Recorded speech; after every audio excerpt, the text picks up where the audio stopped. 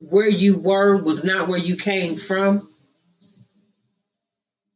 Okay, you were from the suburbs, but you hung in the hood. So who were you? Who was Kels? Who was Kels? Charles was this mixed up kid looking for somewhere to fit in. I had the middle child syndrome at home. Nobody understood me. I was this Girl Scout rocker Valley girl. You remember? You, I'll never forget when I met my other sister. My sister. She was so mean, so mean, but that's who I was. I was trying to find my place. I really can't even tell you if I have found that place yet. I try and be more than what I was over the years for my family. When I say my family, I mean my children, my grandchildren, my immediate family. Mm-hmm. My kids have always said I was mean, but I was mama and daddy. You know what I'm saying? I had to be, I had boys, so I had to be firm, I had to be strong. So how could you have boys and try to raise them as men by you being a woman? The best I knew how, just to be no nonsense, no, no, no, no, no. Hell no. No, you can't do that. No, no, no. But in the same sense, while they were growing up, I was still struggling. I was struggling. Let me keep it real. We keeping it real, We right? keeping it real. We kicking it with Trina. We keeping it real right now. I struggled with drugs pretty much throughout their whole childhood. When I met the second baby daddy, he introduced me to crack.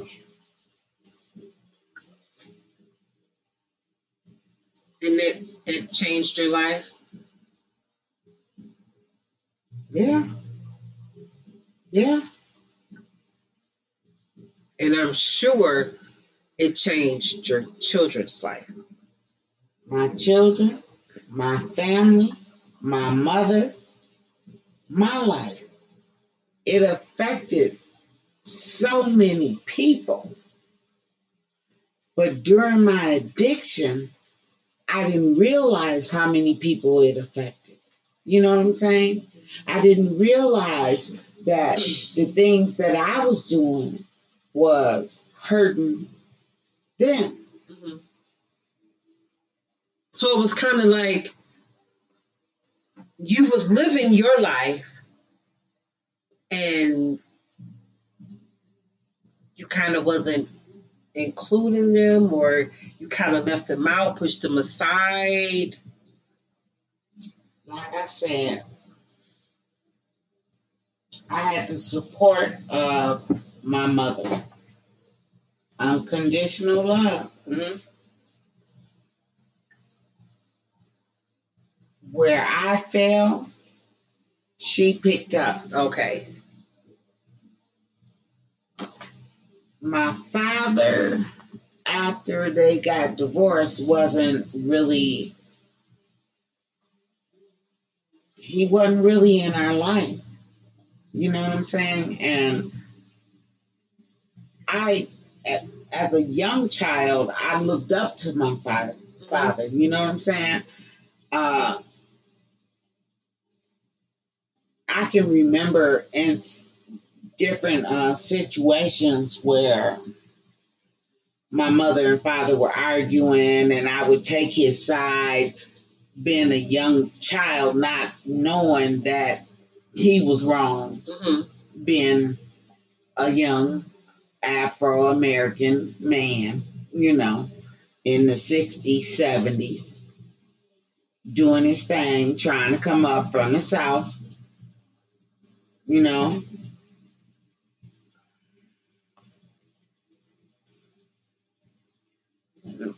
Take your time.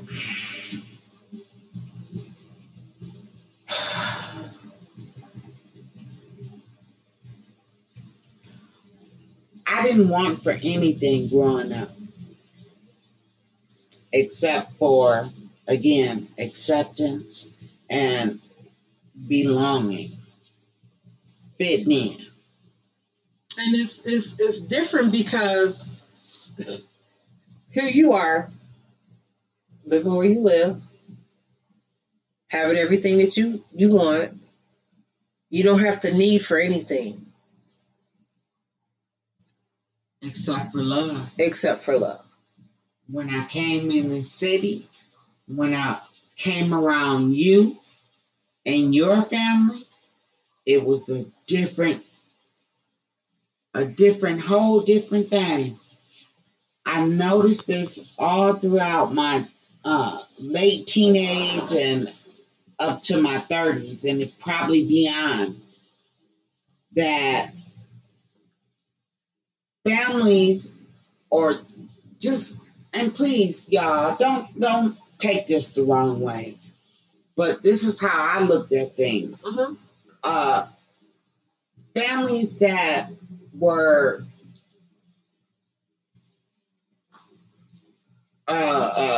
what's the word I'm looking for? That were deprived of finer things, had more love and togetherness than we ever had.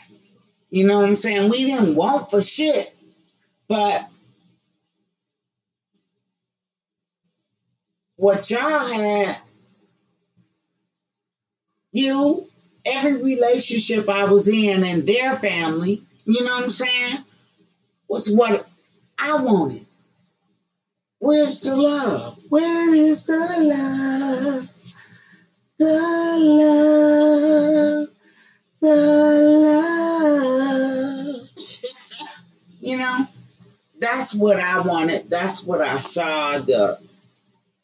It was, you fight, we all fight.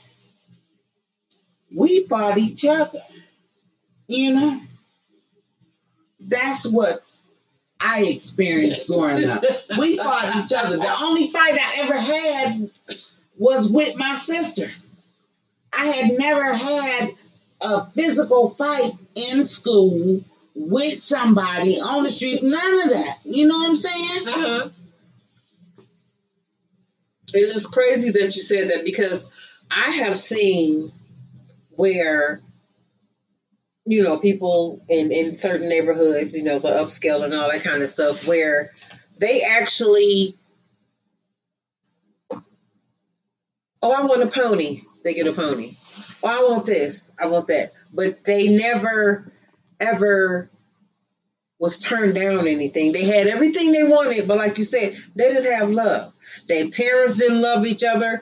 The mother, father may drink all the time, or the other parent may be, gone all the time, and the kids pretty much feed for themselves.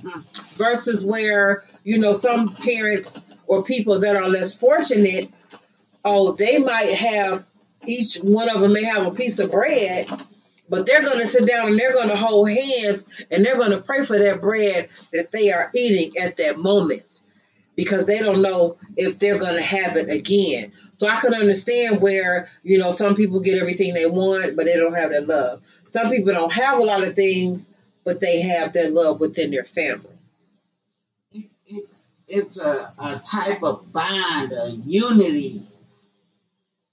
And I know that we had love, but they loved, yeah. How we showed love was, and this I used to say to people, that's just how we are. We show love by arguing with each other, or you know what I mean? But when I was around friends and different type of families with who, girl, don't even get me started because I fought my parents for not informing me that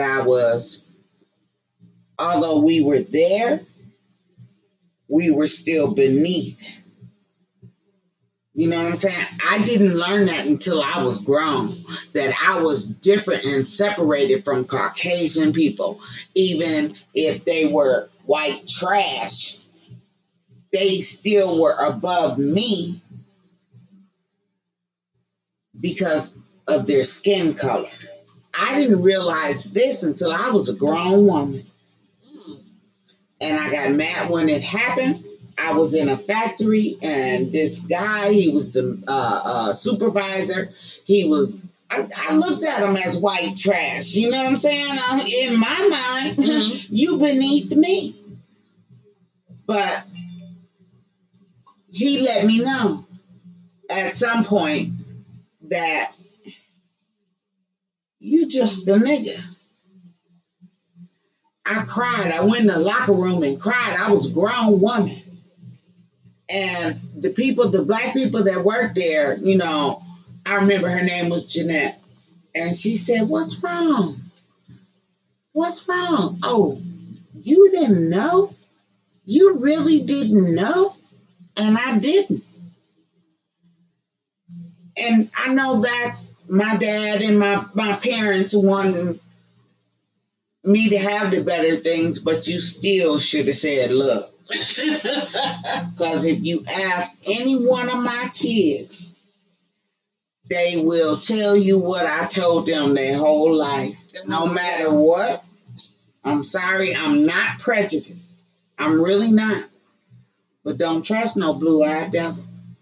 Look at it how you want to look at it. It is what it is. But yeah, I struggled for their whole life. Shit. Damn near all of mine. From 18 to 40 with drugs. Trying to figure out who I am. What I want. What I want to be.